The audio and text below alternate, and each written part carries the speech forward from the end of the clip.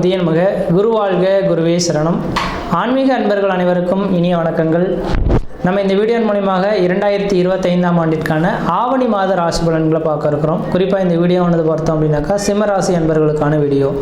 இந்த சிம்மராசி அன்பர்களுக்கு ஆவணி மாத கிரகநிலை ஆரம்பித்து உங்களுடைய ராசிநாதன் உங்கள் ராசியிலேயே ஆட்சி பலம் பெறக்கூடிய அமைப்புகளில் இந்த மாதம் உருவாகுதுங்க. ஆனால் இந்த சிம்மராசி அன்பர்களின் வாழ்க்கையில் பார்த்தோம் அப்படின்னாக்கா எப்பொழுதுமே ஒரு செயல்களை தொடங்கிட்டாங்க அப்படின்னாக்கா பின்ன நோக்கி அந்த செயல்களை விட்டு விலக மாட்டாங்க. எது நடந்தாலும் சரி அந்த செயலை செய்து முடிச்சுட்டு தான் வரக்கூடிய நபர்களாக இருப்பாங்க. எடுத்த காரியத்தை முடிக்கக்கூடிய ஒரு நபர்களாக இருப்பாங்க. யாருக்கும் அடிபணிந்து போகாத நபர்களாக இருப்பாங்க. நீதி நேர்மைக்கு கட்டுப்பட்டவங்களாக இருப்பாங்க. தப்பு செஞ்சவங்களுக்கு தண்டனை கொடுக்கக்கூடிய ஒரு மனிதர்களாக இருந்துட்டு இருப்பாங்க. தன் தாயாக இருந்தாலும் பிள்ளையாக இருந்தாலும் ஒரு போல பாவிக்கக்கூடிய நபர்களாக இருப்பாங்க. அப்போ இந்த சூரியன் தான் இந்த உலகத்துக்கு பிரதானம் அப்படின்ற நவகிரகத்துக்கே பிரதானம் அப்படின்ற மாதிரி சூரியன் அம்சத்தில் பிறந்த இந்த சிம்மராசி அன்பர்கள் எல்லாரையும் ஒருமனையே பாதிக்கக்கூடிய அமைப்புகள் உருவாகும். ஆனால் உலக மக்களுக்கு பார்த்தீங்கன்னா இவரை பார்த்தா கொஞ்சம் எப்பொழுதுமே கோபம் நிறைந்த நபர் அப்படின்ற ஒரு பட்டத்தோடு இவங்க வாழ்கிறத பார்க்க முடியும். இதுக்கு காரணம் சூரியனின் காரகத்துவம். மற்றவங்களை அடக்கி ஆளக்கூடிய சக்திகள் இவங்க கையில் இருக்குன்றிருந்தீங்க. அப்படிப்பட்ட இந்த சிம்மராசி அன்பர்களுக்கு இந்த ஆவணி மாத கிரகநிலை ஆரம்பித்து ஆகஸ்ட் மாதம் 17ஆம் தேதியிலிருந்து செப்டம்பர் 16 தேதி காலகட்டம் வரலும் இந்த ஆவணி மாத கிரகநிலை நடக்க போகுது. இந்த ஆவணி மாத கிரகநிலையில் உங்கள் ராசிநாதன் ஒரு ராசியிலே ஆட்சி பலம் பெற்றிருந்தாலும் ராசியில் இருக்கக்கூடிய கேது பகவானோட இணைவு ஏற்படுறதை பார்க்க முடியுது. அப்போ இந்த மாத காலகட்டத்தில் ஒரு வளர்ச்சியும் இருக்குது, அதுக்கு தகுந்த ஒரு தளர்ச்சியும் இருக்கிறத பார்க்க முடியுதுங்க. அப்போ முதல் காலகட்டம்னு சொல்லக்கூடிய ஆகஸ்ட் 17லேருந்து செப்டம்பர் 10 தேதி காலகட்டம் வரலும் நீங்கள் எதை செய்தாலும் தொட்டு தொடங்கக்கூடிய காலகட்டங்கள், நினைச்ச சாதனை பண்ணக்கூடிய காலகட்டங்கள், குடும்பத்தில் ஒரு சுப நிகழ்வுகள், சுபகாரியங்கள், அலியா சொத்து சேர்க்கை, வீடு மனைவாசல் வாங்குவது, கட்டுவது, குடிபெயர்வது, குலதெய்வத்துக்கு செய்ய வேண்டிய சடங்குகள் செய்கிறது, திருமணமாகாத நபர்கள் திருமண வாய்ப்புகள் கூடி வருது, குழந்தை பேர் இல்லாத நபர்கள் குழந்தை பேர் உருவாகிறது. இது மாதிரி சுப நிகழ்வுகள் நடக்கக்கூடிய ஒரு காலகட்டங்களாக இந்த காலகட்டங்கள் இருந்துகிட்ருக்கும். ஆனால் செப்டம்பர் 10 தேதியிலிருந்து 16 தேதி காலகட்டம் வரலும் கேதுவோட நெருங்கிய பாகையில் இந்த சூரியன் இருக்கக்கூடிய காலகட்டத்தில் உங்களுக்கு உயர் அதிகாரிகள்னால தொந்தரவுகள் ஏற்படலாம்.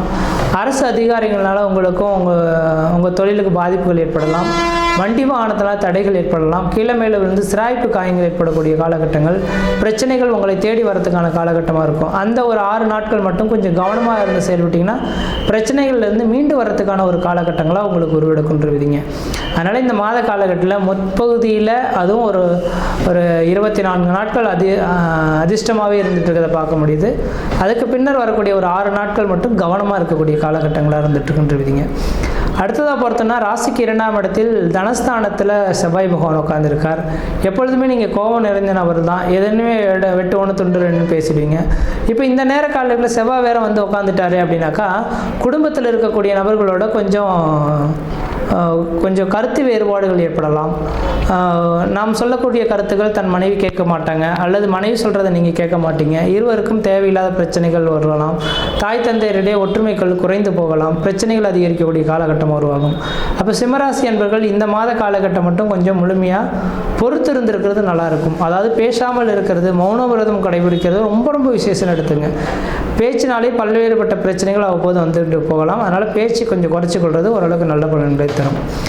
அடுத்தது பார்த்தோம் அப்படின்னா ராசியிலே கேது பகவான் இருக்கிறது தீர்த்த யாத்திரைகளுக்கு சென்று வர்றது பிரச்சனைகளுக்கு தீர்வு கிடைக்கும். இப்போ வாய்ப்பு கிடைச்சா திருச்செந்தூர் முருகப்பெருமான் அல்லது காளகஸ்தி, ராமேஸ்வரம் போயிட்டு கடல்களில் மூழ்கிட்டு வர்றது ஓரளவுக்கு நல்ல பலன்களை தரும். இந்த பிரச்சனைகளுக்கு தீர்வு ஏற்படும். அடுத்தது 7ஆம் இடத்தில் ராகு பகவான் இருக்கிறது. கணவன் மனைவியிடையே அப்போது கருத்து வேறுபாடுகள் ஏற்படலாம். நீங்கள் கொஞ்சம் விட்டு கொடுக்காமல் போயிருந்தானாக்கா அது டைவர்ஸ் கேஸ் லெவலுக்கு கொண்டு போகிறதுக்கான வாய்ப்புகளும் இருக்குது. அதனால் 2026 டிசம்பர் மாத காலகட்டம் வரலும் கணவன் மனைவி உறவுகளை மட்டும் கொஞ்சம் விட்டு கொடுத்தாமல் போய்க்கிறது நல்லாயிருக்கும். அடுத்தது 8ஆம் இடத்தில் சனி பகவான் உட்கார்ந்துருக்கார். 8ஆம் இடமானது அடிவயிறு சார்ந்த பிரச்சனைகள். உங்களுக்கு சரியான நேரத்தில் சாப்பிட மாட்டீங்க, அதனால் அல்சர் சம்மந்தப்பட்ட கம்ப்ளைண்ட் வரதுக்கான வாய்ப்புகள் அடுத்த 2.5 வருட காலத்துக்கு இருக்கிற மாதிரி தெரியுது. கொஞ்சம் கவனமாக கரெக்டான நேரத்தில் மட்டும் சாப்பாடுகளை நீங்கள் பயன்படுத்திக்கிறது ஓரளவுக்கு நல்லாயிருக்கும். அடுத்து ராசிக்கு 10ஆம் இடத்துல சந்திரன் இருக்கனால இந்த நேர காலகட்டத்தில் உணவு விடுதி வைக்கிறவங்க, இந்த ஃபேன்சி ஸ்டோர் வச்சுருக்கவங்க, அடுத்தது பார்த்தோம் அப்படின்னாக்கா புத்தக கடை வச்சுருக்கவங்க, இதை மாதிரி இந்த ஹோட்டல் வச்சு நடத்தக்கூடிய நபர்கள்லாம் பார்த்திங்கன்னா தொழிலில் வருமானங்கள் பெருகக்கூடிய காலகட்டம் உருவாகும். நீங்கள் எதிர்பார்த்த மாதிரியான ஒரு வருமானங்களை பெருக்கக்கூடிய ஒரு மாத காலகட்டமாக இந்த நேரம் வந்துட்டுருக்கு. அடுத்தது என்னதான் நிறை குறைகளை நான் ரெண்டுமே சுட்டி காட்டினாலும் கூட இந்த மாத காலகட்டம் மட்டும் கிடையாது. 2026 ஜூன் மாத காலகட்டம் வரலும் குருவும் சுக்கிரனும் உங்கள் ராசிக்கு 11ஆம் இடத்துல இருக்க போகிறார். அப்போ சுக்கிரன் குரு பகவான் 11ஆம் இடத்துல இருந்தார்னா லாபங்கள் அதிகரிக்கக்கூடிய காலகட்டங்கள். அப்போ கடகராசி சிம்மராசி இந்த 2 ராசிகளுக்கு மட்டும்தான் குரு பகவான் யோகாதிபதியாக செயல்படுகிறார். இப்போ 11ஆம் இடத்துல குரு பகவான் இருந்து தனக்கு உங்களோட ராசிக்கு 5ஆம் இடத்தை பார்க்க இருக்கனால வெகு நாட்களில் குழந்தை பேர் இல்லாத நபர்கள் குழந்தை பேர் உருவாகலாம். திருமணமாகாத நபர்களுக்கு திருமண வாய்ப்புகள் கூடி வரலாம். குடும்பத்தில் ஒரு சுப நிகழ்வுகளும் சுபகாரியங்களும் செய்யக்கூடிய அமைப்பு உருவாகும். எடுத்த காரியத்தில் வெற்றி ஏற்படக்கூடிய ஒரு மாத காலகட்டமாக இந்த மாதம் இருந்துட்டுருக்குன்றீங்க.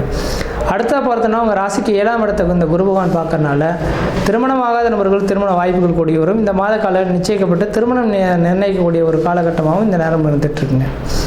அடுத்ததாக பார்த்தோன்னா ராசிக்கு 3ஆம் இடத்தை குரு பகவான் பார்க்கறனால உங்களோட இளைய சகோதரத்துக்கு வெகு நாட்கள் நடைபெறாத ஒரு திருமண விஷயங்கள் தொழில் சார்ந்த விஷயங்களுக்கு வளர்ச்சி அடையக்கூடிய காலகட்டமாகவும் இந்த மாதம் வந்துட்டுருங்க. அப்போ எல்லாமே சிந்தித்து பார்க்கும்போது இந்த மாத காலகட்டமானது கடகராசி என்பவர்களுக்கு ஓரளவுக்கு வளர்ச்சி மிகுந்த ஒரு காலகட்டமாக இருக்குது. எந்த அளவுக்கு நீங்கள் முயற்சி எடுக்கிறீங்களோ அந்தளவுக்கு இந்த மாத காலகட்டம் வளர்ச்சி மிகுந்த காலகட்டமாக இருக்கும். தொழில் வருமானங்கள் பெருகும். வெளிநாடு வாய்ப்புகள் உங்களுக்கு சாதகமான சூழல்கள் ஏற்படுத்தலாம். தனியார் துறையில் வேலை செய்யக்கூடிய நபர்களுக்கு தனியார் துறையில் வேலை வாய்ப்புகள் உங்களுக்கு சிறப்பாக இருக்கும். வியாபாரம் கமிஷன் பேசிஸ் செய்யக்கூடிய நபர்களுக்கு வியாபாரத்தில் வளர்ச்சிகள் பெருகும். தொழில் சார்ந்த விஷயங்களில் ஒரு வளர்ச்சி மிகுந்த ஒரு காலகட்டமாக இந்த நேரம் வந்துட்டுருக்கு. 4ஆம் அதிபதி குடும்பஸ்தானத்திற்குனால பழமையான வீடுகளை இடிச்சிட்டு புதுமையான வீடு மனை வாசல் வாங்குவது கட்டுவதற்கான ஒரு காலகட்டமாக இருந்திருக்கு. திருமணமாகாத நபர்கள் திருமண வாய்ப்புகளும் குழந்தை பேர் இல்லாத நபர்கள் குழந்தை பேரும் கல்வியில் பின்தங்கிய மாணவ செல்வங்கள் கல்வியில் வளர்ச்சி பெறக்கூடிய காலகட்டம் உருவாகுது. எத்தனை பேர் எதிரிகள் இருந்தாலும் எதிரிகளை விட்டு விலகி விடக்கூடிய காலகட்டம் உருவாகும். குடும்ப உறவுகளை மட்டும் கொஞ்சம் விட்டு கொடுத்து போகிறது ஓரளவுக்கு நல்ல காலகட்டத்தை கொடுக்கும். உடல் ஆரோக்கியத்தில் மட்டும் கொஞ்சம் அக்கறை எடுத்துக்கங்க. அடிவேறு சார்ந்த பிரச்சனைகள் அவ்வப்போது வரலாம்.